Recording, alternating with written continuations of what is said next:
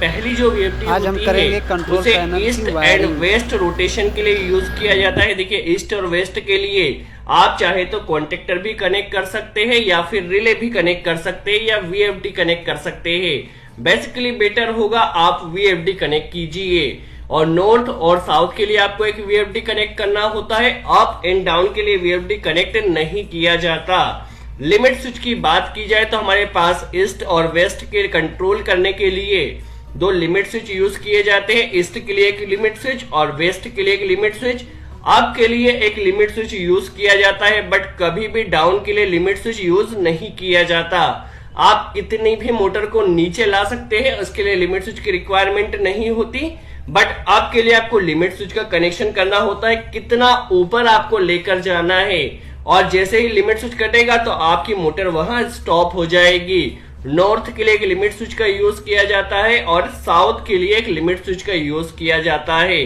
Total 5 limit switch connect किए जाते हैं। इसके अलावा हमारे पास पुश बटन की बात की जाए तो किसी किसी क्रेन में आपने देखा होगा टोटल आपको 7 पुश बटन दिए जाते हैं और किसी किसी क्रेन में आपको 9 पुश बटन दिए जाते हैं। देखिए यहाँ पर एक स्टॉप का ये इमरजेंसी स्विच है, स्टॉप का।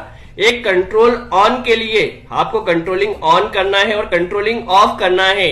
तो controlling on and controlling of के लिए हमने यहाँ पर ये 2 पुश बटन कनेक्ट किए हैं। ये ईस्ट के लिए पुश बटन कनेक्ट किया, जैसे इस पुश बटन को आप प्रेस करेंगे आपकी मोटर ईस्ट के लिए रन करेगी।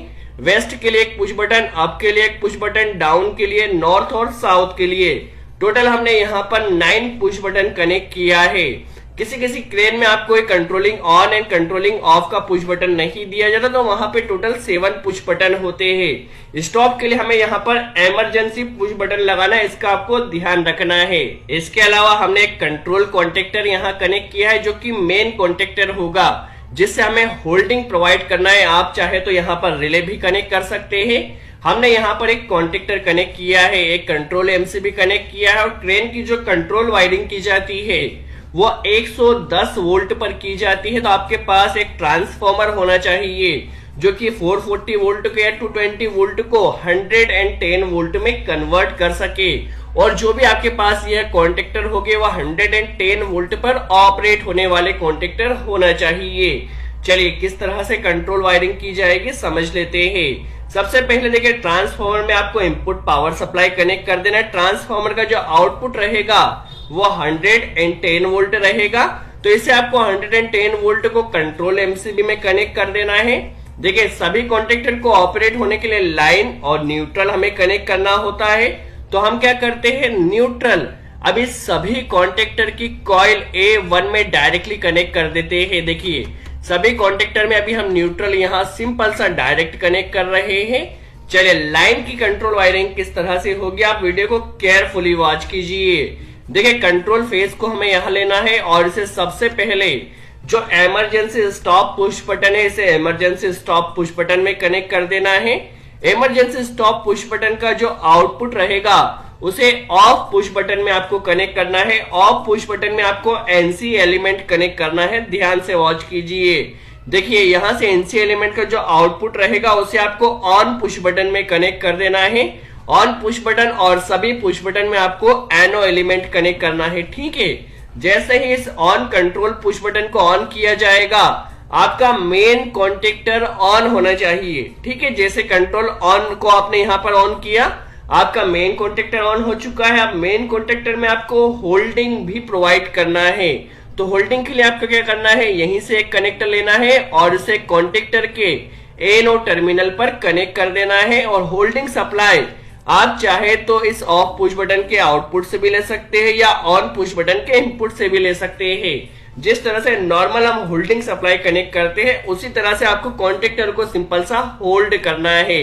तो यहीं से देखिए हम होल्डिंग सप्लाई को ले लेते हैं और इसे कॉन्टेक्टर के एनो के आउटपुट पर कनेक्ट कर दिया है। जैसे पुश बटन को ऑन किया जाएगा कंट्रोल पुश बटन को कॉन्टेक्टर ऑपरेट होगा। कॉन्टेक्टर के ऑपरेट होने से यहाँ से होल्डिंग सप्लाई मिलेगी और हमारा कॉन्टेक्टर यहाँ से होल्ड हो जाएगा। अभी तक हमने सिर्फ मेन कॉन्टेक्टर को होल्ड किया है, कोई भी कंट्रोल वायरिंग नहीं किया है, सिंपल सा ड्यूअल स्टार्टर बनाया है। अब आपको क्या करना है, कॉन्टेक्टर की कॉइल आप चाहे तो कॉन्टेक्टर की कॉइल से भी सप्लाई ले सकते हैं या यहां से भी ले सकते हैं, ठीक है, कॉन्टेक्टर के एनो से। इसे ही हमें लूप कर देना है कॉन्टेक्टर के एनो टर्मिनल पर। यदि आपके पास कॉन्टेक्टर में अदर कोई एनो टर्मिनल हो तो आप उस एनो टर्मिनल का भी यूज कर सकते हैं। ये भी इसके पावर टर्मिनल भी एनो टर्मिनल ही होते हैं। तो हम इसके एनो टर्मिनल में कनेक्ट कर दें। जैसे ही कॉन्टेक्टर ऑपरेट होगा तो ये एनो से यहां पर सप्लाई आएगी और इस सप्लाई को ले जाकर हमें जितने भी हमारे पास पुश बटन है सभी पुश बटन में इनपुट पावर सप्लाई कनेक्ट कर देना है। देखिए सभी पुश बटन में यहाँ पर इनपुट सप्लाई आ चुकी है, सभी में यहाँ पर होल्डिंग ऑलरेडी प्रोवाइड की गई है। होल्डिंग का आपको ध्यान रखना है, होल्डिंग हमने ऑलरेडी प्रोवाइड कर रखी है।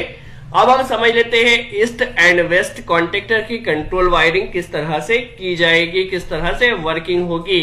सबसे पहले देखिए, जैसे ही आप ईस्ट पुश बटन को प्रेस करते हैं, इसमें आपको एनो एलिमेंट सभी पुश बटन में कनेक्ट करना है। जैसे ही आपने ईस्ट पुश बटन को प्रेस किया तो यहां से सप्लाई आएगी लिमिट स्विच के एनसी में। लिमिट स्विच में आप चेक कर लीजिए एनो कौन सा टर्मिनल है, एनसी कहां पर दिया गया है। तो आपको लिमिट स्विच का एनसी पॉइंट यूज करना है, ठीक है। लिमिट स्विच के एनसी के आउटपुट से क्या होगा, जैसे ही लिमिट स्विच ऑपरेट होगा आपकी मोटर ने स्टॉप होना चाहिए, एनसी एनो बन जाएगा। तो एनसी के आउटपुट से एक कनेक्टर लेना है और इसे ओवरलोड रिले के एनसी में कनेक्ट करना है। क्या होगा, जब भी आपकी मोटर ज्यादा करंट लेगी तो उस कंडीशन में मोटर ने स्टॉप होना चाहिए। तो ओवरलोड रिले के एनसी में आपको कनेक्ट करना है। एनसी का जो आउटपुट रहेगा उसे आपको वेस्ट कॉन्टेक्टर के एनसी में कनेक्ट कर देना है। सिंपल सा हम यहाँ पर इंटरलॉकिंग कर रहे हैं ताकि एट ए टाइम हमारा एक ही कॉन्टेक्टर ऑपरेट रहे, ठीक है। तो इंटरलॉकिंग के लिए हमें क्या किया है, वेस्ट कॉन्टेक्टर का एनसी यूज किया है। एनसी का आउटपुट जब ये कॉन्टेक्टर स्टॉप रहेगा तभी ये सप्लाई पास होगी, जैसे ही हमारा वेस्ट कॉन्टेक्टर ऑपरेट होगा सप्लाई कट हो जाएगी। तो सिंपल सा हमने इंटरलॉकिंग किया है और एनसी के आउटपुट से ईस्ट कॉन्टेक्टर को ऑपरेट कर दिया है। सिंपल सा वर्किंग है। देखिए लिमिट स्विच ऑपरेट होगा तो भी हमारा ईस्ट कॉन्टेक्टर स्टॉप होगा, मोटर ओवरलोड होगी तो भी कॉन्टेक्टर स्टॉप होगा, वेस्ट कॉन्टेक्टर ऑपरेट होगा तब भी हमारा ईस्ट कॉन्टेक्टर स्टॉप होगा। आई होप आपको ईस्ट कॉन्टेक्टर की कंट्रोल वायरिंग क्लियर हुई हो।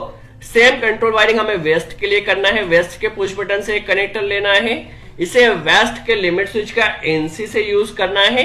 देखिए क्योंकि ओवरलोड रिले हमारा एक ही हमने कनेक्ट किया है तो इसमें ओवरलोड में आपको कनेक्ट करने की कोई जरूरत नहीं है। इसे सिंपल सा आप ले जाइए ईस्ट कॉन्टेक्टर के एनसी में। जब ईस्ट कॉन्टेक्टर स्टॉप रहेगा तब वेस्ट कॉन्टेक्टर ऑपरेट होगा। तो देखिए वेस्ट कॉन्टेक्टर के एनसी के आउटपुट से आपको लेकर जाना है और इसे वेस्ट कॉन्टेक्टर से ऑपरेट कर देना। सिंपल सा कॉन्सेप्ट है। आई होप आपको ईस्ट एंड वेस्ट कॉन्टेक्टर का फंक्शन यहाँ क्लियर हुआ हो। ड्राइव का कनेक्शन किस तरह से होगा वह भी हम समझेंगे। पहले हम अप एंड डाउन कॉन्टेक्टर की वर्किंग समझ लेते हैं, किस तरह से मोटर हमारी वर्क करेगी। देखिए लिमिट स्विच हमें सिर्फ अप के कॉन्टेक्टर को कंट्रोल करने के लिए कनेक्ट करना है, डाउन के लिए कोई भी लिमिट स्विच कनेक्ट नहीं करना है। देखिए अप पुश बटन को जैसे ही प्रेस किया जाएगा तो ये सप्लाई जाएगी हमारे पास लिमिट स्विच में एनसी में। जब भी लिमिट स्विच ऑपरेट होगा तो अप कॉन्टेक्टर ने स्टॉप होना चाहिए। एनसी का आउटपुट से यह सप्लाई जाएगी ओवरलोड रिले के एनसी में। जब भी मोटर ओवरलोड होगी तब हमें ट्रिपिंग मिलना चाहिए। इस एनसी का आउटपुट जाएगा डाउन कॉन्टेक्टर के एनसी टर्मिनल पर। जब डाउन कॉन्टेक्टर स्टॉप रहेगा तभी सप्लाई ने पास होना चाहिए। डाउन कॉन्टेक्टर के एनसी के आउटपुट से कनेक्टर जाएगा और इससे हमें अप कॉन्टेक्टर को ऑपरेट कर देना है। होप कॉन्सेप्ट आपका यह क्लियर हुआ हो। डाउन के लिए क्या करना है, डाउन के लिए आपको कोई भी लिमिट स्विच तो कनेक्ट नहीं करना है। तो डाउन के लिए कंट्रोल वायरिंग सीधा सा आपका जाएगा इंटरलॉकिंग के लिए। इसे सिंपल सा आपको अप कॉन्टेक्टर के एनसी में कनेक्ट कर देना है। जब अप कॉन्टेक्टर स्टॉप रहेगा तो एनसी के आउटपुट से ही कनेक्टर जाएगा और डाउन कॉन्टेक्टर आपका ऑपरेट हो जाएगा। आई होप आपको इसका कॉन्सेप्ट क्लियर हुआ हो। सेम कंट्रोल वायरिंग हम नॉर्थ के लिए कर लेना है।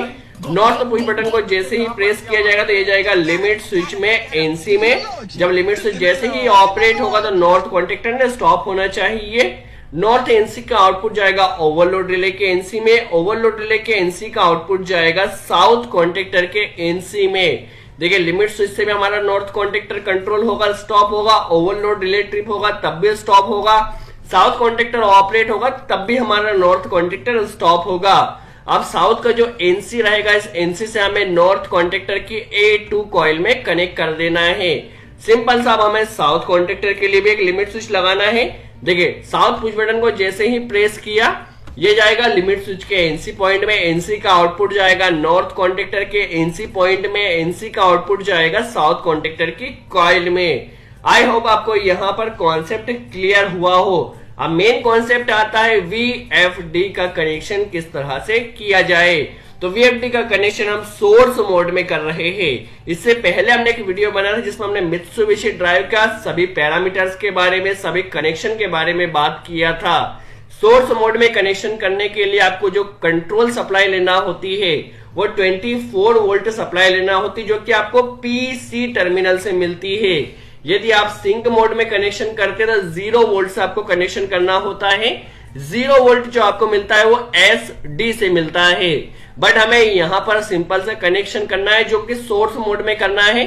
तो PC से हमें 24 वोल्ट सप्लाई मिलती है, तो इसे PC से लेकर आना है ईस्ट कॉन्टेक्टर में कनेक्ट कर देना है एनो पॉइंट में। यहीं से एक कनेक्टर लेना है और इसे वेस्ट कॉन्टेक्टर के एनो में इनपुट पर कनेक्ट किया है। ठीक है, अभी सिंपल से हमने एनो के इनपुट पर 24 वोल्ट सप्लाई कनेक्ट किया है। अभी हमने कोई भी एक्स्ट्रा कंट्रोल वायरिंग नहीं की है। अब होगा क्या, जैसे ही हमारा ईस्ट कॉन्टेक्टर ऑपरेट होता है तो यहां से ये सप्लाई आएगी इस एनो में, एनो से यह सप्लाई जाएगी STF में। STF से क्या होता है, हमारी मोटर का जो रोटेशन होता है वह फॉरवर्ड रोटेशन होता है। यदि यह कॉन्टेक्टर ऑपरेट होगा तो हमारी मोटर जो है वो फॉरवर्ड डायरेक्शन में रोटेट होगी। अब वेस्ट कॉन्टेक्टर जैसे ही ऑपरेट होगा तो ये सप्लाई इस एनो में आएगी, एनो से ये जाएगी STR में। देखिए जब ईस्ट कॉन्टेक्टर ऑपरेट होगा हमारी मोटर फॉरवर्ड डायरेक्शन में रोटेट होगी, वेस्ट कॉन्टेक्टर जब ऑपरेट होगा तो हमारी मोटर रिवर्स डायरेक्शन में रोटेट होगी। अप डाउन के लिए हमने कोई भी VFD कनेक्ट नहीं किया है, नॉर्थ साउथ के लिए VFD कनेक्ट किया है। इसका कनेक्शन भी हमें सोर्स मोड में ही करना है। तो PC से एक कनेक्टर लेना जो कि 24 वोल्ट सप्लाई आएगा, इसे कॉन्टेक्टर के एनो पर कनेक्ट कर देना है। दोनों कॉन्टेक्टर में एनो पर यहां पर हमने लूप कर दिया है। अभी देखिए नॉर्थ कॉन्टेक्टर जब ऑपरेट होगा तो आपकी मोटर ने फॉरवर्ड डायरेक्शन में रोटेट होना चाहिए, तो इसे आपको STF में कनेक्ट कर देना है। जैसे साउथ कॉन्टेक्टर ऑपरेट होगा तो आपकी मोटर ने रिवर्स डायरेक्शन में रोटेट होना चाहिए, तो इसे आपको STR में कनेक्ट कर देना है। आई होप आपका कॉन्सेप्ट यहां पर क्लियर हुआ हो, किस तरह से क्रेन के लिए कंट्रोल वायरिंग की जाती है, किस तरह से आपको लिमिट स्विच कनेक्शन करना होता है, VFD कनेक्शन करना होता है। दोस्तों यदि इस वीडियो से आपने कुछ नई इन्फॉर्मेशन सीखी हो तो वीडियो को लाइक जरूर कर दीजिए। तो आज के लिए इतना ही, थैंक्स।